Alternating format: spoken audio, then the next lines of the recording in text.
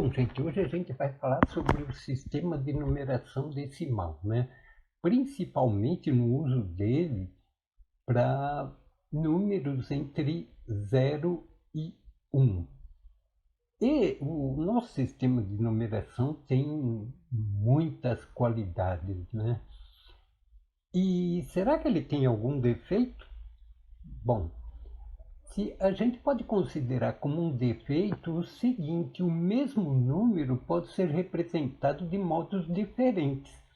Assim, por exemplo, o 0,3 pode ser representado por 0,0,0,3, pode ser representado por 0,3000, ou pode ser representado por 0,29999 até o infinito aí, tá? Na prática, esses defeitos aí realmente não incomoda muito, né? Mas tem uma coisa que sempre me deixou meio encafifado. Uma fração simples, como por exemplo 1/3, ela é representada por 0,33333, uma dízima de 3, né? Quer dizer, para uma fração tão simples como 1/3, será que a gente precisaria de infinitos algarismos? Vamos dizer assim, eu coloco 1 na calculadora, aí aperto a tecla 1 sobre x, aí aparece 0,333, aí. Em seguida, eu aperto a tecla vezes e a tecla 3. Aí aparece 0,99999.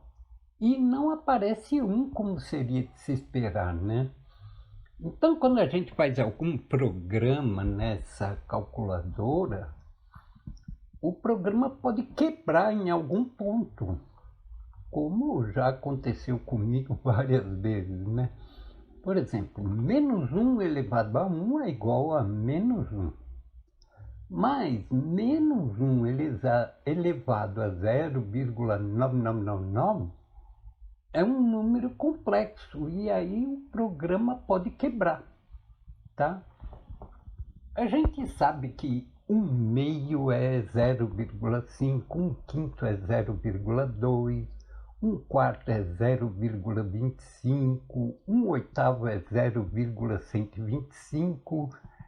Todas essas frações aí, né, todos os inversos desses números são representados com um número finito de algarismos, né? A gente analisando melhor isso daí, a gente chega à conclusão que 1 sobre P, né, é x dividido por 10 elevado a n. Isso nos leva à conclusão que px é igual a 10 elevado a n. Px e n todos são números naturais, né? Se px é igual a 10 elevado a n, a decomposição em fatores primos de px e de 10 elevado a n tem que ser a mesma. A decomposição em fatores primos de 10 elevado a n é 2 elevado a n vezes 5 elevado a n. Se, por exemplo, o p tiver um número primo diferente de 2 e de 5, a gente nunca vai conseguir fazer px ser igual a 10 elevado a n. Aí no exemplo p igual a 3, fica 3 vezes x é igual a 2 elevado a n vezes 5 elevado a n, mas 3 é primo. E a decomposição em fatores primos é única. Então não tem jeito do x ser um tal número de modo que 3x seja igual a 2 elevado a n vezes 5 elevado a n. Então a gente chega à conclusão seguinte, que se P tiver pelo menos um número primo diferente de 2 e de 5 na decomposição, então 1 sobre P vai ser representado por uma dízima periódica. Por exemplo, né? 40, decomposição em fatores primos de 40 é 2 vezes 2 vezes 2 vezes 5. Aí a decomposição de 40 só tem 2 e 5. Então ela não vai gerar dízima. Mais 1/6, por exemplo, a decomposição em fatores primos de 6 é 2 vezes 3. Como ele, na decomposição de 6, existe o 3 que é diferente de 2 e de 5, então a representação de 1/6 vai ser uma dízima periódica. Aqui a gente está usando só o 1 no numerador, porque dependendo do valor do numerador, né, pode não haver dízima. Exemplo, 1/6 é uma dízima, mas 3/6, que é 1/2, já não é. Será que a gente conseguiria mudar esse negócio de dízima aí mudando a base? Por exemplo, a base 2, se a gente fosse usar como o computador usa, né? Não dá para mudar isso. Quando a gente for representar 1 sobre P na base 2, se o P tiver um fator primo diferente de 2, a gente vai ter uma doisízima. Eu não sei se seria assim que se escreve, né? Uma doisízima periódica. Por exemplo, 1/2 é 0,1 na base 2. 1/4 é 0,01 na base 2. Mas 1/3, e o 3 não tem os fatores de 3, do número 3 não é o 2, né? 1/3 seria 0,01010101. Seria uma doisízima periódica. E 1/5, o 5 é diferente de 2, né? Seria representado na base 2 por 0,001100110011, né? Como é que a gente faz então para calcular como seria representar um número T sobre P com T e P inteiros na base B? Então a gente faz o seguinte, faz o numerador vezes a base dividido por P. Aí a gente obtém um quociente Q1 e um resto R1. Aí a gente pega esse resto R1 e multiplica pela base, R1B, e divide por P. Aí a gente obtém um quociente Q2 e o resto R2. Aí a gente pega esse resto R2 e multiplica por B. Aí divide por P. A gente obtém um quociente Q3 e um resto R3. E assim por diante. Bom, gente, o resto pode ser 0, 1, 2, 3, tal, até P menos 1, né? O resto só pode ser uma quantidade infinita de valores, né? Então, depois de alguns passos, né, a gente vai ter ou o resto vai ser 0 ou o resto vai começar a se repetir e então a gente para o processo.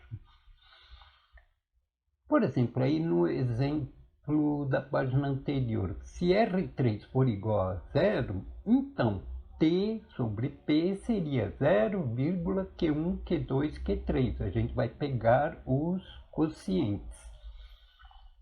Mas, suponhamos que a gente tenha feito 7 passos, aí a gente já tinha calculado o R7, tá?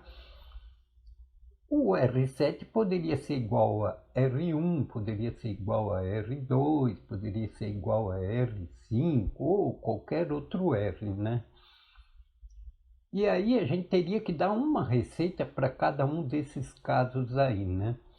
Então, para evitar confusão, a gente continua o processo até a gente perceber quais os quocientes estão se repetindo, né? Quais o conjunto de números aí que vão formar uma dízima, tá? Então, por exemplo, se a gente quer saber quanto é 2/5 na base 7, a gente pega a base, que é 7, vezes o numerador da fração aí, que é 2, e divide pelo denominador, que é 5. Então, 7 vezes 2, 14, dividido por 5, o quociente dá 2, o resto dá 4. 7 vezes 4, 28, dividido por 5, o quociente dá 5 e o resto dá 3. 7 vezes 3, 21, dividido por 5, o quociente dá 4, o resto dá 1. 7 vezes 1, 7, dividido por 5, o quociente dá 1 e o resto dá 2. 7 vezes 2, 14, dividido por 5, o quociente dá 2 e o resto dá 4. Então começou a repetição aí, né? A gente percebe que daqui por diante vai começar a repetir todos os outros números. Então a gente chega à conclusão que 2/5 na base 7 é 0,2541, 2541, tal, tá? E se a gente tiver alguma dúvida, pode fazer uma prova real. Então a gente pega cada um daqueles números lá da dízima e faz o seguinte: será que 2/5 é igual a 2 sobre 7, mais 5 sobre 7 ao quadrado, mais 4 sobre 7 ao cubo, mais 1 sobre 7 à quarta? Só para a gente ter uma aproximação, né? Aí faz as contas aí, como eu fiz, né? Que deu 0,3998, que é aproximadamente 0,4, que é os 2/5 que a gente estava procurando. Pelo jeito, os babilônios também não gostavam de dízimas, né? Então eles escolheram a base 60. A base 60 é 2 vezes 2 vezes 3 vezes 5. Assim, tem mais números primos, então vai ter menos sescentísimas periódicas, né?